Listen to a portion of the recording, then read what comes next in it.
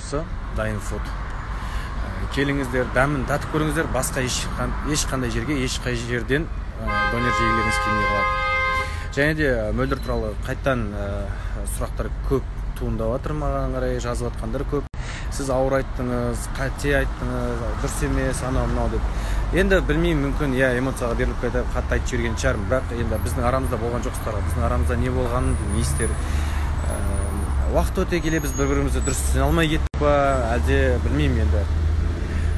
Сезіміміз дұрыс болмады ма, короче. Содан айырылыстық.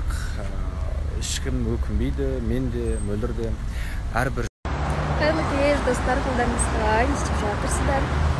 Көргендеріңізде эфирді қосылайық жобасын көрген болсаңыздар, мен қайта қатысушым. Құттықтап қойсаңыздар болады. Осы жобада енді Алла қаласа үйленіп ұзатылып кетейік. Ал мен жанымда науқас. Недовольная такая. Бір қарамайды тоже. Ару. Привет.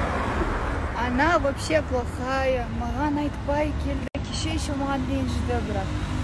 Ол да маған айтқан жоқ. Сен кеше эфирде барма, айтыңдаршы. Женской дружбы не существует, поверьте. Ладно, все.